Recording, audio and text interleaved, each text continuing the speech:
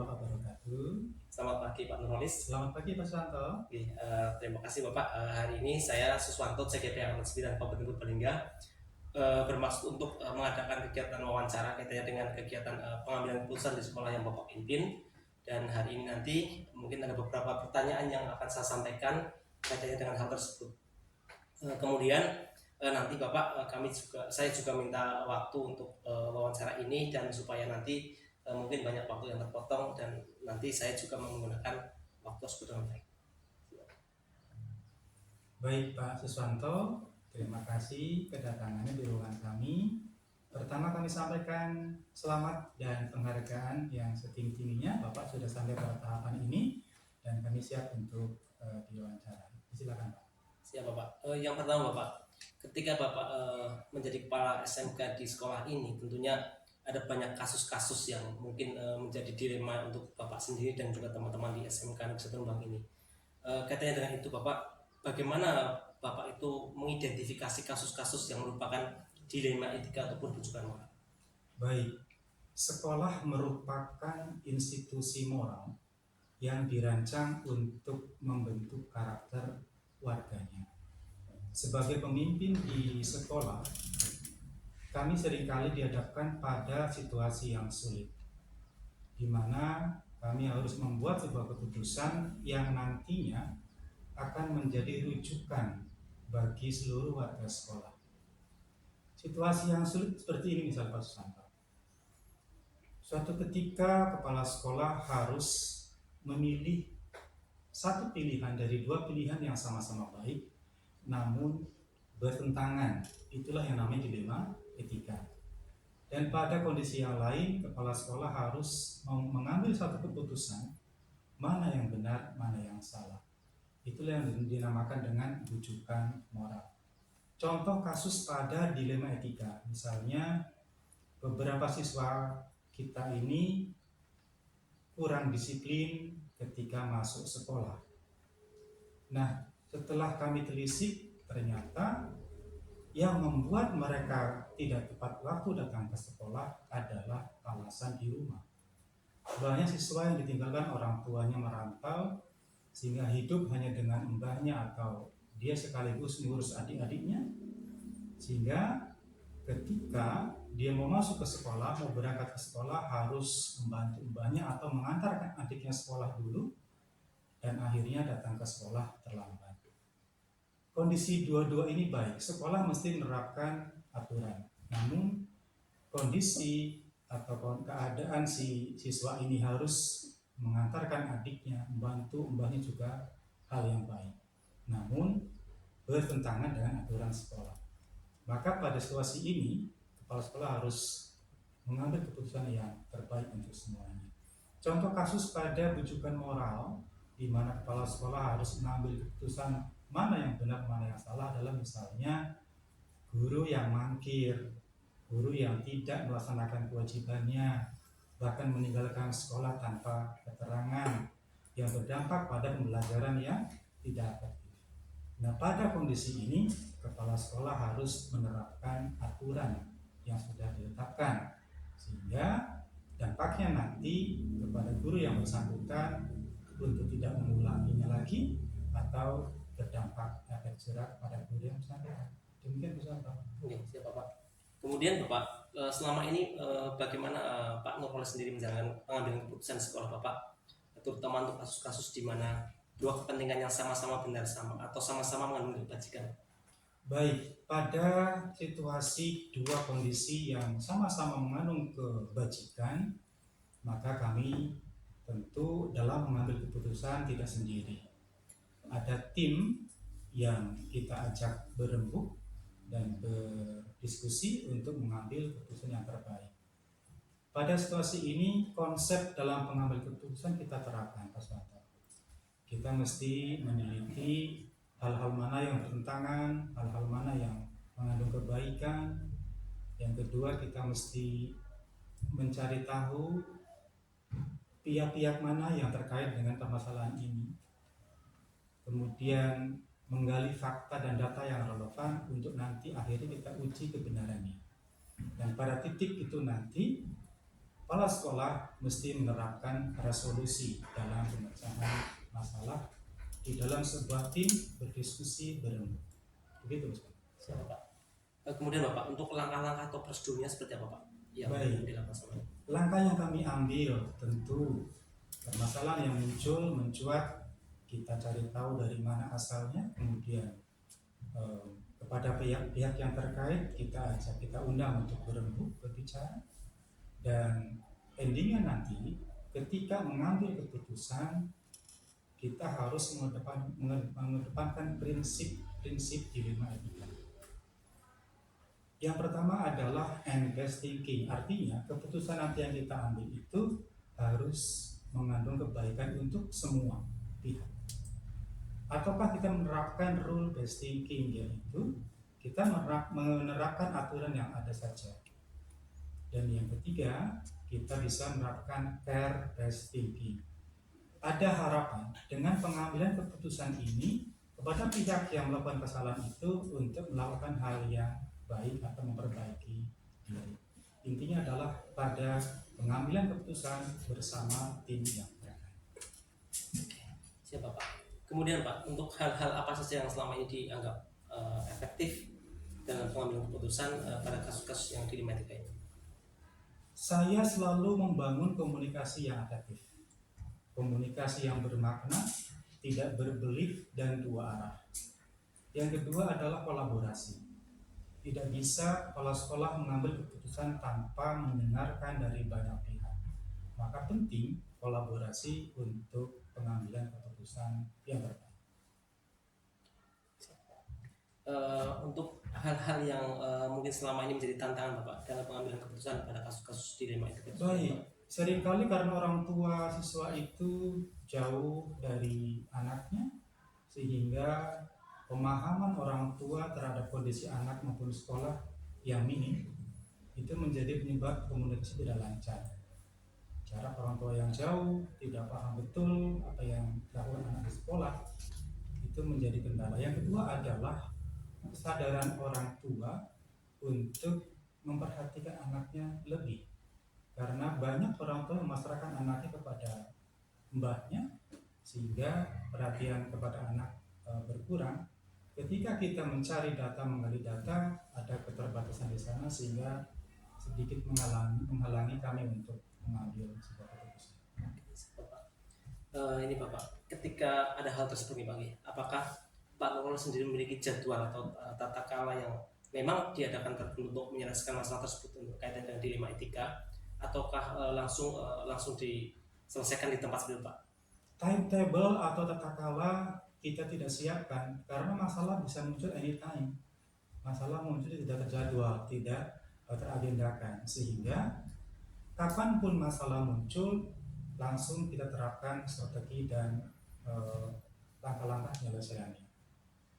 Kita mengambil langkah-langkah yang tepat agar masalah segera terselesaikan dan baik untuk bersama. Oke Pak. Kemudian ini Bapak, apakah di sini ada seseorang Pak yang kaitan dengan atau mungkin faktor-faktor yang selama ini mempermudah kaitan dengan Pak Nurul mengambil sebuah keputusan di dalam kasus dilema etika ini Pak? Baik, kami punya tim yang kuat, punya tim yang solid, yang saling menguatkan dan saling mendukung. Itu sangat membantu kami dalam mengambil sebuah keputusan, dan kami senantiasa membangun komunikasi yang efektif di antara warga sekolah. Berarti ada kolaborasi nih Pak? Iya, kolaborasi itu penting sekali. Kemudian Pak, yang terakhir Pak, dari semua hal yang telah Bapak sampaikan tadi Pak, pembelajaran apa sih Pak yang didapatkan dari pengalaman tadi ketika Pak Nurul mengambil keputusan kaitan dengan dilema etika Pak? Kepala sekolah mesti paham lokasi di mana sekolah berada dengan kultur masyarakat yang ada di sekitar sekolah, maka perlu mempelajari kearifan lokal yang ada di sekitar sekolah maupun habit kebiasaan warga di sekitar sekolah, karena itu penting untuk mengetahui lebih detail karakter siswa yang ada di sekolah tersebut. Yang kedua adalah kepala sekolah harus paham betul prinsip pengambilan keputusan ketika dihadapkan pada dilema etika maupun rujukan moral, dengan menerapkan langkah-langkah yang tepat dan diskusi yang baik di antara semua pemangku kepentingan atau stakeholder. Siapa Pak? Terima kasih Pak, sangat luar biasa sekali untuk kaitannya dengan pengambilan keputusan ini yang dilakukan oleh Pak Nurholis di SMK Negeri Beremang ini. Harapannya nanti kami selaku CGP nanti mungkin ke depan bisa mungkin meniru sedikit atau mengimplementasikan apa yang telah tadi kami lakukan untuk wawancara tadi, dan semoga kegiatan Pak Nurholis di sini dipermudah dan dilancarkan. Baik, Terima kasih Pak. Terima kasih sama-sama Pak Susanto. Selamat untuk CGP-nya, semoga lekas lulus dan mendapatkan nilai terbaik. Amin.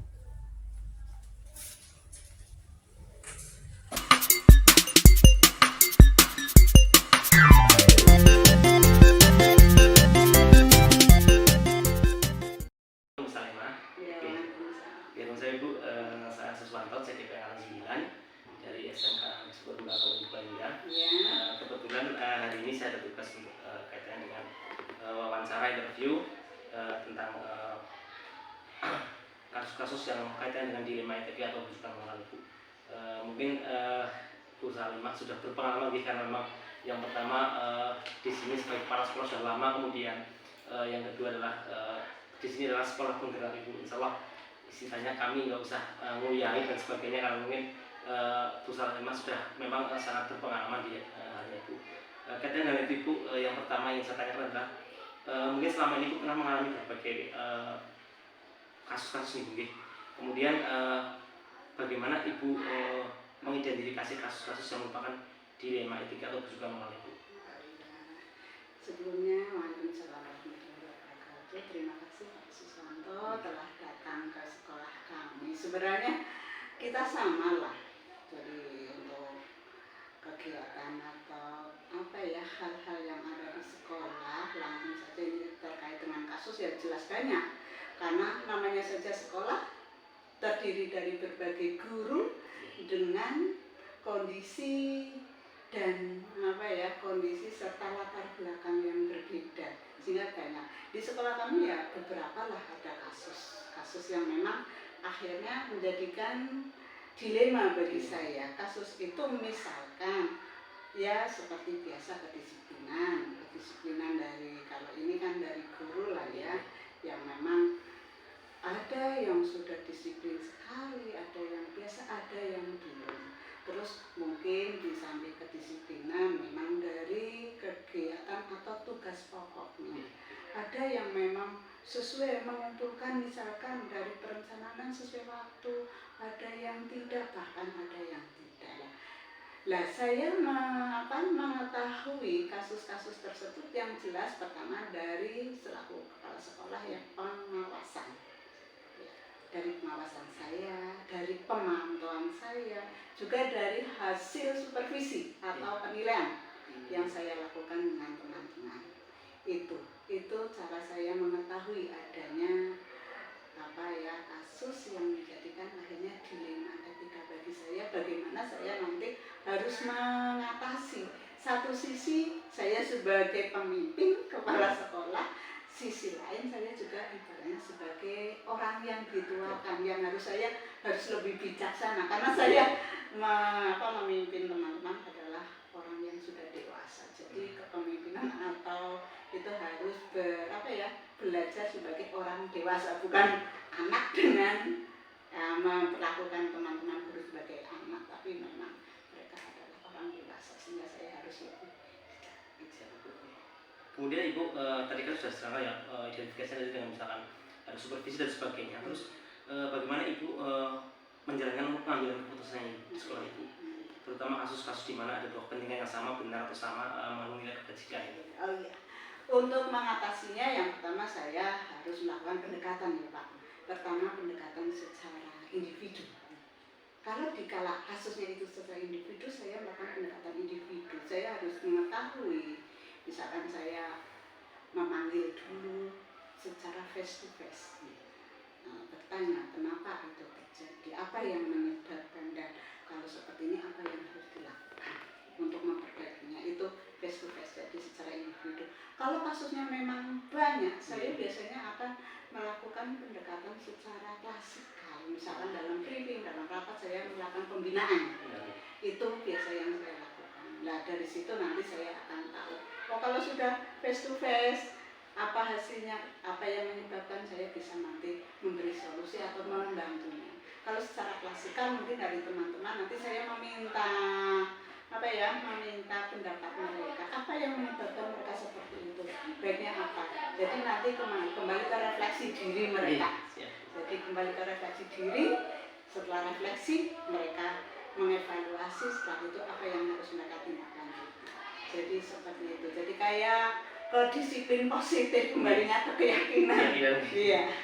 Bisa Bu. Terus ini tadi itu langkahnya Ibu, prosedurnya Ibu. Terus selain itu Ibu, hal apa saja yang selama ini dianggap efektif dalam mengambil keputusan pada kasus dilematika? Yang saya merasa paling efektif yang pertama tadi ya, jadi pendekatan secara individu. Jadi di situ saya selaku sebagai pemimpin juga sebagai teman. Ya, jadi sebagai pemimpin saya harus seperti ini dan biasanya saya akan memberikan peraturan-peraturannya secara formal. Tapi kalau sebagai teman, sebagai ibu, sebagai orang yang dituakan ya saya akan membantu memberikan solusi ini baiknya seperti ini.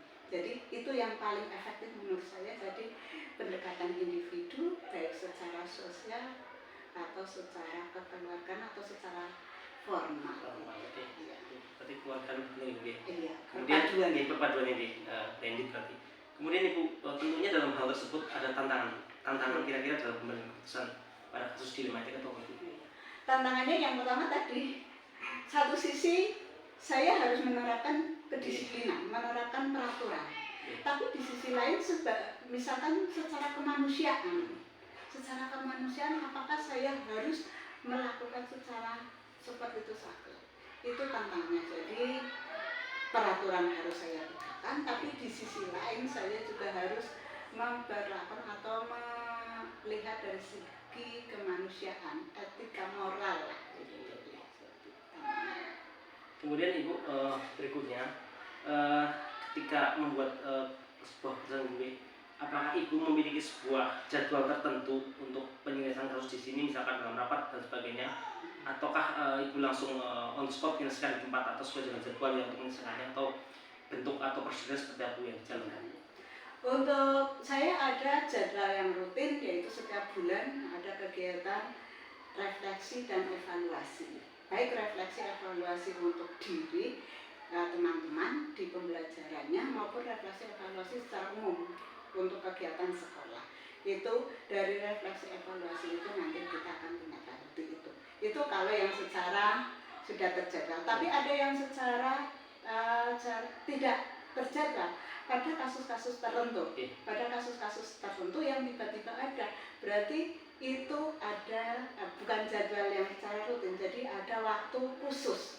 Jika ada kasus yang memang harus saya selesaikan, hari itu juga insya Allah saya coba untuk melakukan penyelesaian tanpa menunda-nunda. Jadi ada jadwal khusus untuk refleksi, di situ teman-teman ada ya, setiap bulan ada juga dikalakan. Jadi memang ada yang acaranya harus langsung on spot, ada yang memang terjadwal di setiap bulan. Terjadwal itu biasanya refleksi dan pembinaan. Terus Ibu, berikutnya Bu, di sini ada pertanyaan kaitan dengan apakah ada seseorang atau faktor-faktor apa yang saat ini mempermudah atau membantu Ibu dalam mengambil keputusan dalam kasus atau dilematika tadi? Tentunya karena kita itu satu tim di sekolah tim, saya ada kalanya saya harus mengambil keputusan sendiri, tapi juga ada teman yang membantu dikala kasus itu memang tadi yang secara klasikal. Biasanya tim saya ada di situ ada kurikulum, ada humas. Itu biasanya akan membantu saya sekali di dalam misalkan ada kalau kasus dengan anak-anak misalkan di situ kan ada wali kelas. Kalau dengan misalkan orang tua itu dengan humas. Kalau di dalam sekolah biasanya ada tim kurikulum, ada waka. Tapi nanti endingnya biasanya saya yang akan mengambil keputusan. Berarti itu memang harus jadi top leadernya Bu. Oke Bu. Kemudian terakhir Bu, dari semua hal tadi Bu yang luar biasa sekali Bu. Saya pun mungkin tidak bisa kalau misalkan sebagai Ibu Salimah sebagai kepala sekolah di SMP Namun seperti itu mungkin sangat luar biasa, sehingga memang sangat apresiatif di sini, sangat luar biasa Bu. Apakah seorang tadi yang faktor-faktor apa yang mudah membantu Ibu dalam mengambil keputusan itu Dan tadi sudah disampaikan dari hal itu mungkin ada pembelajaran ya Bu ya, pembelajaran yang Ibu dapat dari pengalaman kaitan dengan keputusan di 5 ITK ini. Pembelajaran, oh iya saya tambahkan tadi ya, kalau misalnya ada kasus di samping orang dalam juga saya biasanya akan berkoordinasi dengan pengawas pembina saya, itu saya tambahkan. Terus yang terakhir apa tadi? Pembelajaran Ibu dari yang Ibu tadi sudah banyak kegiatan dan mungkin diaplikasikan di kehidupan di SMP 6 ini, pembelajaran apa yang dapat dipetik Ibu? Ternyata pembelajarannya banyak sekali gitu. Ternyata memimpin suatu institusi itu tidaklah gampang, tidak sama. Teori dengan praktek itu jauh sekali berbeda. Teorinya gampang tapi prakteknya karena kita terjun ke dunia pendidikan di lingkungan sekolah yang tadi dengan latar belakang yang berbeda, ternyata sangat jauh berbeda dan ternyata menyenangkan juga. Jadi saya bisa mengenal oh iya pribadi teman-teman. Jadi mengenal banyaklah yang dari kegiatan, dari kasus-kasus itu saya jadi mungkin saya introspeksi diri. Oh iya, kalau saya mungkin di posisi mereka seperti ini, saya introspeksi dan saya akhirnya bisa menjadi mungkin lebih banyak pengalaman untuk bersikap dan lebih matang ya, bersikap lebih matang, tidak sendiri-sendiri, tidak individu, tapi ternyata saya juga harus berkolaborasi dengan teman, dengan guru, karena keputusan itu tidak bisa dilaksanakan, tidak bisa diselesaikan sendiri. Sesuatu itu ternyata dalam suatu komunitas itu harus bekerja bersama dalam suatu tim. Ya walaupun nanti endingnya tetap di kepala sekolah dan di situ saya dituntut ada kebijaksanaan dalam berbagai hal, kebijaksanaan dalam menentukan keputusan yang harus sesuai dengan aturan, tapi kebijaksanaan menentukan atau mengambil keputusan suatu misalnya ada kasus dan juga berdasarkan etika moral kita. Jadi dua hal itu harus kita imbangkan, tapi tidak melanggar aturan yang ada dan tidak menyinggung juga. Jadi kita harus pembelajaran orang dewasa ya, gitu kayaknya. Iya Bu, siap Bu. Jadi sangat luar biasa Bu dari apa yang kita tadi obrolkan Bu.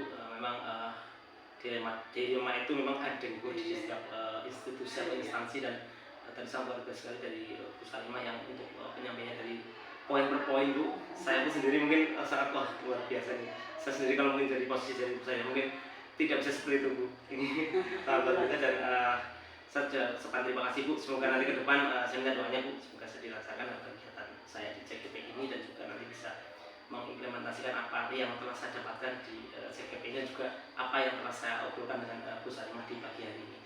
Ini siap Bu. Ya, terima kasih. Inilah ya, saya hanya bertukar pikiran dan terakhir ini ya Mas.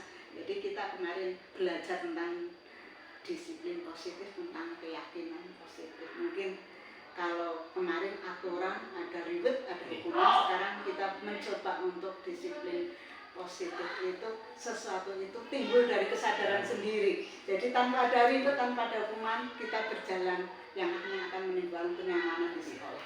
Siap Bu. Terima kasih. Terima kasih sama-sama. Moga-moga nanti ya sukses ya Pak. Siap.